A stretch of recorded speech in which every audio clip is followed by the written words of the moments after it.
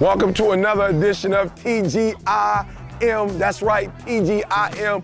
Thank God it's Monday. Come on, come here, say it with me. Thank God it's Monday. Come on. Thank God, give me some energy. Thank God it's Monday.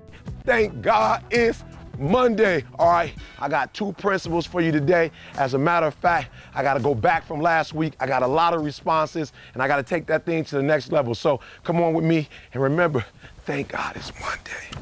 All right, last Monday I had an opportunity. That's right, last week I had an opportunity to sit back and listen to Thank God It's Monday, episode 5. And as I was listening to it, I realized I had to come back. That's right, I had to come back because although I talked about the importance of work, I don't know if I really drilled it. I don't know if I really brought that message home. So I got something for you today because I wanted to make sure we could visualize it. And I want you to know that work, all right? Man, so many principles this year I'm gonna be giving to you, but I need you to understand that work is the key to success. That's right, work is the key to success.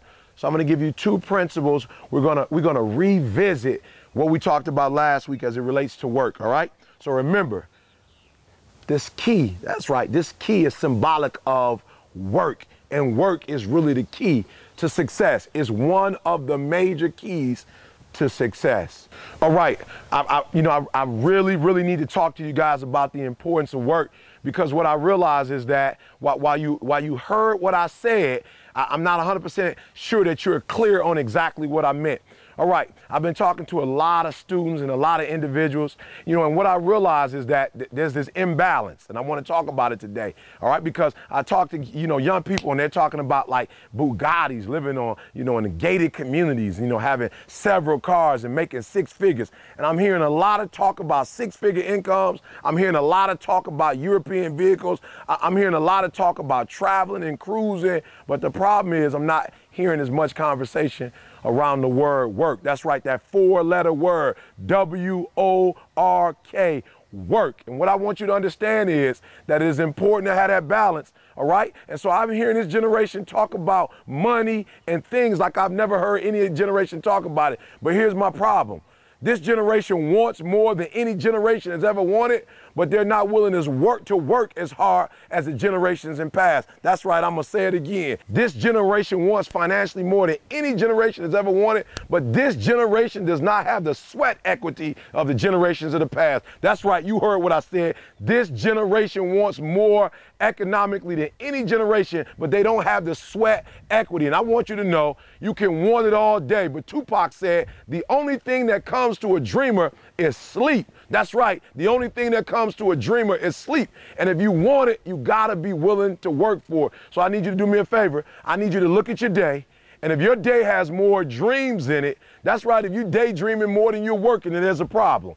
If your day does not consume of work, if your day does not consume with that four-letter word, W-O-R-K, then you are not going to be successful. You are not going to reach your goals. And so I challenge you this week. That's right, not only do I dare you, I double dare you this week to put in work. I triple dare you to have some sweat equity. I want you to wake up and at the end of your day, at the end of Monday, at the end of Tuesday, at the end of Wednesday, at the end of Thursday, at the end of Friday, I want you to be able to look at your work week. I want you to be able to look at your entire week. And if your week does not have more work, that's right, if your week does not have more work than it has dreaming, I want you to know that you're fooling yourself, that you'll never get that car, that you'll never get that house, that you will never have the things in life you want if you're not willing to work. Number two, principle number two, because I know everybody out there, man, I know you want to be successful. Man, I know you wake up every day and you're like, man, I've been dreaming and I've been wishing, I've been hoping. I said 2007 was the year. I said 2008 was the year. I said 2009 was the year. And here I am in 2010, and ET, I feel like I'm going in circles. I'm telling you, you might be going in circles because you do not understand the importance of sweat equity. What does that mean? That means you got to put the video game down. What does that mean? That means when everybody else is going to the movie theater over the weekend, that you may not be able to go to the movie theater. It means that you might have to stay home. It means that you may not be able to watch the entire Laker game. What does it mean? Sweat equity means that you missed the first quarter, you missed the second quarter, you missed the third quarter, and you missed most of the fourth quarter. You catch the last last 6 minutes of the game. What does sweat equity means? It means you got to give up something to get something. So my last point, and you better catch this one, is you got to get up, get out, and you got to get something. That's right, you heard me. You got to get up, get out, and get something. Quickly, the story. I'll never forget it. I will never forget it. I worked at the Olive Garden. That's right, I lived on Sparkman and Bob Wallace. I was about 2.5 miles away from my job, and I'll never forget, my car broke down. I had to get to work, and I didn't know how I was gonna get to work.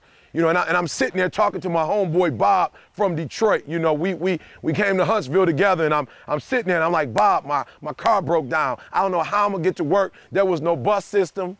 And, you know, as I continue to murmur and complain and talk about it, Bob said, Eric, you will never get to work from here. And I'm telling you today that many of you have dreams and goals, but you will never get to where you're trying to get to from where you are. That's right, you will never get there from the bed. You will never get there from the couch. You will never get there from sitting and talking about it until you're being about it. And Bob said to me, Eric, if you get up, get out, and get some, I guarantee you'll get to work. But you will never get to work from this house because nobody knows you need a ride. And so guess what I did? Real simple. I got dressed. I put on my uniform, put on my shoes, opened the door. I put one foot in front of the other. And before I walked 2 blocks, a friend of mine passed by, picked me up, and took me to work. And that's exactly what I'm telling you today. I'm telling you that it's all right to dream. It's all right to have a vision. It's all right to have a goal. But until you get up, get out, and do something, and put that sweat equity behind your dreams, put that sweat equity behind your goals, put that sweat equity behind everything you've ever desired to do, I guarantee you'll be successful. So again, this your boy E.T. Welcome to another edition of TGIM. And don't forget it. That's right, don't forget it. The key to success. That's right, the key to success is work and sweat equity. I'll see you again next week for another edition of TGIM.